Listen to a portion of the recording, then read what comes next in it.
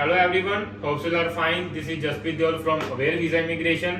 आज मैं आपको इस वीडियो में बताऊंगा कि किस तरह आप कनाडा में बहुत ही इजी तरीके से जो पीआर है वो हासिल कर सकते हैं।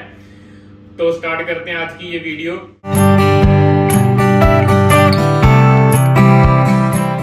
बहुत से स्टूडेंट के मन में ये डाउट होता है कि वो कहाँ पे कनाडा में स्टडी करें जिससे कि वो अपना जो पीआर है उसको जल्दी से जल्दी हासिल कर सकें, क्योंकि हर जो भी स्टूडेंट कनाडा स्टडी के लिए जाता है मोस्टली स्टूडेंट का टारगेट यही होता है कि उन्होंने कनाडा में जो पीआर है वो हासिल करनी है। कनाडा में जल्दी पीआर होने के जो चांसेस है वो इस बात पे बहुत ज्यादा अफेक्ट करते हैं कि आप कनाडा में कौन से प्रोविंस के अंदर अपनी जो स्टडी है वो कर रहे हैं।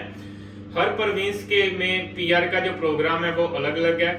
मेनली मैं आपको बताऊंगा कि जिन प्रोविंसेस में पॉपुलेशन कम है उन प्रोविंसेस में जो पीआर है वो सबसे इजी है। कनाडा भी यही चाहता है कि हर प्रोविंस में जो पॉपुलेशन है वो ग्रो करे, कनाडा का हर पार्ट ग्रो करे। इसी कारण से जिन प्रोविंसेस में पॉपुलेशन कम है उनमें जो पीआर है वो इजी रखी गई है।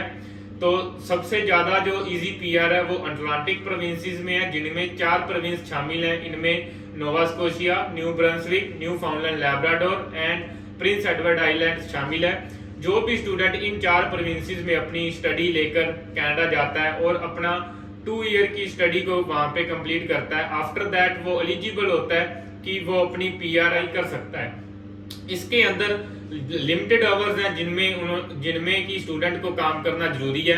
ये जो काम के आवर्स हैं ये उनके स्टडी वीजा के दौरान पार्ट टाइम के काम के साथ पार्ट टाइम जॉब में ही कंप्लीट हो जाते हैं, जिससे वो 2 इयर्स की स्टडी के बाद स्ट्रेट अवे पीआर अप्लाई करने के लिए एलिजिबल हो जाते हैं। इन 4 प्रोविंसेस के अलावा कनाडा में ऐसा कोई भी और प्रोविंस नहीं है जिनमें स्ट्रेट अवे स्टडी कंप्लीट करते ही स्टूडेंट पीआर के लिए अप्लाई कर सकते हैं। तो अगर आप चाहते हैं कि आपकी पीआर सबसे कम टाइम में हो तो आपको इन 4 प्रोविंसेस में अपनी स्टडी है वो चूज करनी पड़ेगी। इसमें कोई डाउट नहीं है कि यहाँ पर पीआर है वो इजी है, लेकिन वहीं यहाँ पे जो काम है वो कम है। सो स्टार्टिंग में ऐसा हो सकता है कि आपको जॉब बहुत कम मिले एंड आपको सेविंग बहुत कम हो, लेकिन सेविंग कम होने के साथ साथ आपके जो एक्सपेंसेस हैं वो भी बहुत कम होंगे, क्योंकि मेनली अपन ये देखते हैं कि जो बिग सिटीज होती हैं उनमें एक्सपेंसेस ज्यादा होते हैं। लाइक टोरंटो, ब्रैम्पटन में एक्सपेंसेस बहुत ज्यादा हैं, लेकिन इन प्रोविंसेस की जो सिटीज हैं उसमें एक्सपेंसेस इतने ज्यादा नहीं है।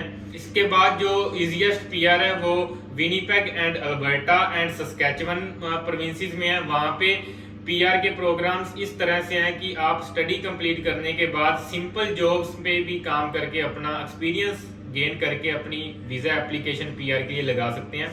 लेकिन अगर आप अंटारियो में हैं तो वहां पे अगर आपने पीआर की फाइल लगानी है तो आपके पास नोक बी लेवल का एटलीस्ट 1 ईयर का एक्सपीरियंस होना जरूरी है, जो स्टूडेंट्स को लेने में कई बार डिफिकल्टी मिलती है, क्योंकि हर स्टूडेंट नोक बी लेवल की जॉब हासिल नहीं कर पाता।